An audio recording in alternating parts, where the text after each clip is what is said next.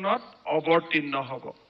ভাৰতীয় জনতা পাৰ্টিৰ আমাৰ এক নেতৃত্ব আছে, আমাৰ এক আদৰ্শ আছে আৰু আমাৰ এক লক্ষ্য আছে। প্ৰধানমন্ত্ৰী নৰেন্দ্ৰ মোদী ডাঙৰীয়াৰ নেতৃত্ব এতিয়া কেৱল মাত্ৰ ভাৰততে সীমাবদ্ধ হৈ থকা নাই। প্ৰধানমন্ত্ৰী নৰেন্দ্ৰ মোদী ডাঙৰীয়া আজিৰ দিনটোত পৃথিৱীৰ ভিতৰতে আটাইতকৈ জনপ্ৰিয় ৰাজনৈতিক নেতা, আটাইতকৈ সমাদৃত ৰাজনৈতিক নেতা। তেখেতৰ সবল নেতৃত্বই আমাক আকৌ এবাৰ নিশ্চিত বিজয় দিব, তাত মোৰ কোনো সন্দেহ নাই। ভাৰতীয় জনতা পাৰ্টিৰ এইবাৰ লক্ষ্যই হ'ল আগলা বাৰ 400 পাৰ, 400 সিটো আমি অতিক্ৰম কৰি নৰেন্দ্ৰ মোদী ডাঙৰীয়াক ভাৰতৰ প্ৰধানমন্ত্ৰী আমি আকৌ এবাৰ নিৰ্বাচিত কৰিব লাগিব। অসম উত্তৰ পূৰ্বাঞ্চলৰ এখন ৰাজ্য আৰু যদি আমি গোটেই উত্তৰ পূৰ্বৰ প্ৰেক্ষাপটত চাওঁ, প্ৰায় 25খন আসন লোকসভাৰ নিৰ্বাচনত উত্তৰ পূবে অৰিহণা যোগায়। অসমৰ 14খন আসন লোকসভা নিৰ্বাচনৰ বাবে নিৰ্বাচন হয়। যোৱা বিধানসভা আৰু লোকসভা নিৰ্বাচনত, বিশেষকৈ লোকসভা নিৰ্বাচনত আমি 9খন আসনত বিজয়ী হ'বলৈ সক্ষম হৈছিলোঁ। এইবাৰ আমাৰ লক্ষ্য, আমি চেষ্টা কৰিব লাগিব যে 14খন আসনৰ ভিতৰত আমি যিমান পাৰোঁ বেছিকৈ আসন বিজয়ী হৈ আমি প্ৰধানমন্ত্ৰী নৰেন্দ্ৰ মোদী ডাঙৰীয়াৰ বিজয় যাত্ৰাত অসমবাসীয়ে অৰিহণা যোগাব লাগিব, অৱদান যোগাব লাগিব। ভাৰতীয় জনতা পাৰ্টিৰ কাৰ্যকৰ্তাসকলে তৃণমূল পৰ্যায়ৰ পৰাই আমি সংগঠন শক্তিশালী কৰিব লাগিব আৰু পোলিং বুথত শেষ বেলটটো কাষ্ট নোহোৱালৈকে আমি আমাৰ দায়িত্ব পালন কৰিব লাগিব।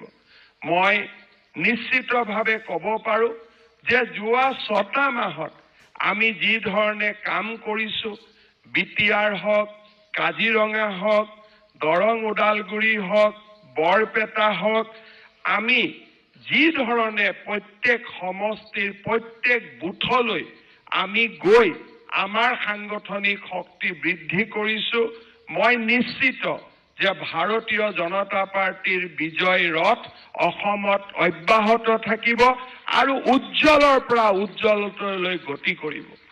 আজি সমষ্টি পুনৰ নিৰ্ধাৰণৰ পিছত আমি প্ৰথমবাৰ ইয়াত সমবেত হৈছোঁ।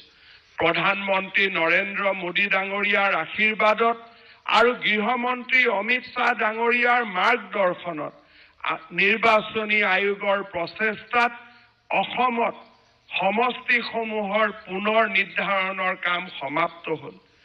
আমি যেতিয়া ৰাজ্যৰ শাসনলৈ আহিছিলোঁ, তেতিয়া আমি অসমীয়া জাতিক, অসমৰ সমাজ ব্যৱস্থাক আমি প্ৰতিশ্ৰুতি দিছিলোঁ যে আমি অসমৰ ৰাইজৰ ৰাজনৈতিক স্বাধীনতা আৰু আমাৰ যি ৰাজনৈতিক অধিকাৰ তাক আমি সুনিশ্চিত কৰিম।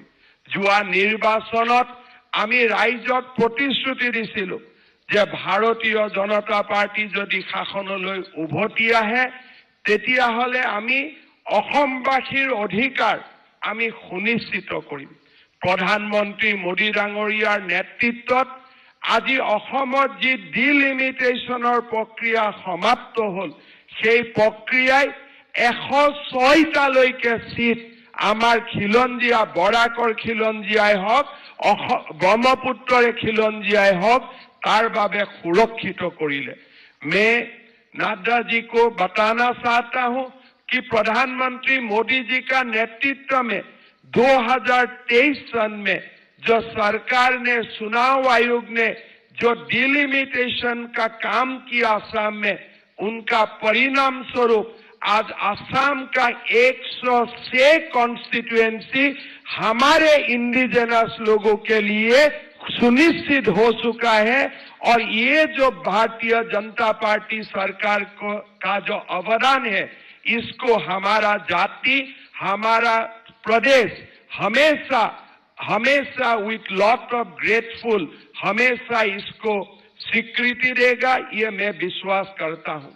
थोड़ी दिन पहले अल्फा का शांति समझौता हुआ, उस समझौता में भी दो ऐसा क्लॉज का उल्लेख किया गया कि जो अभी डिलिमिटेशन हुआ उनका ही प्रिंसिपल आगे भी चलते रहेगा और एक कॉन्स्टिट्यूएंसी से एक कॉन्स्टिट्यूएंसी में जाकर वोटर बनने का पहले कोई सारा व्यवस्था को पूरा करना पड़ेगा।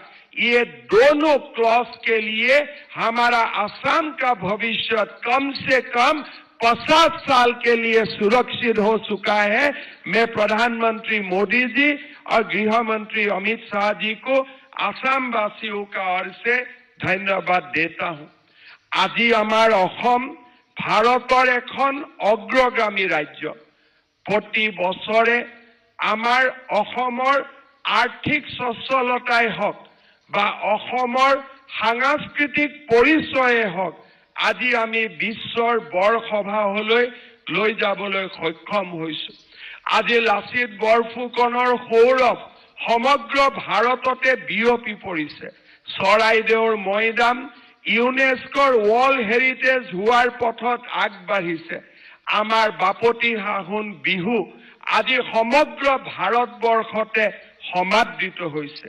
এইবাৰ আমি আশা কৰিছো যে অহা বিধানসভাৰ যি আগন্তুক অধিৱেশন, সেই অধিৱেশনত আমি বৰপেটা, মাজুলী আৰু বটদ্ৰৱাক প্ৰটেক্টেড বেল্ট আৰু ব্লকলৈ ৰূপান্তৰ কৰি অসমীয়া জাতিৰ যি আমাৰ সন্মানৰ প্ৰতীক, সেই সন্মানৰ প্ৰতীকসমূহক আমি সুৰক্ষা কৱচ পিন্ধাবলৈ আমি সক্ষম হ'ম। আজি আমাৰ ৰাজ্যখনে প্ৰতিটো দিশতে আজি আমি নিৰন্তৰ গতিত আগবাঢ়িব পাৰিছো। 25খন মেডিকেল কলেজৰ সপোনেই হওক, এইমছৰ সপোনেই হওক, ব্ৰহ্মপুত্ৰৰ দুয়োপাৰে এখন নহয়, দুখন নহয়, তিনিখন নহয়, 4খন দলঙৰ সপোনেই হওক, মাজুলীক যোৰহাটৰ পৰাই হওক, লখিমপুৰৰ পৰাই হওক সংযোজিত কৰাই হওক, আজি অসমে প্ৰতিটো ক্ষেত্ৰতে এক तीव्र अर्थनैतिक गति रे धावमान होइसे। चुनाव का समय में हमारा राष्ट्रीय अध्यक्ष नड्डा जी जब आए थे, उन्होंने घोषणा पत्र का जब उन्मोचन किया था, वो समय हमने 3 प्रमुख वादा किया था असम वासियों के लिए। हमने वादा किया था अगर हमारा सरकार होते हैं तब हम 1 लाख सरकारी नौकरी देने का व्यवस्था करूंगा।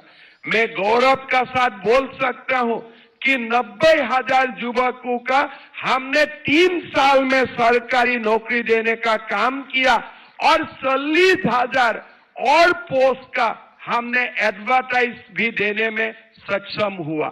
आज हमने जब मिशन वसुंधरा का स्टार्ट किया था तो लोगों का मन में प्रश्न था, क्या ये मिशन वसुंधरा का सुযোগ लेके हुए क्या असम का जो मूल निवासी है, क्या वो लोग भी जमीन का अधिकार मिलेगा?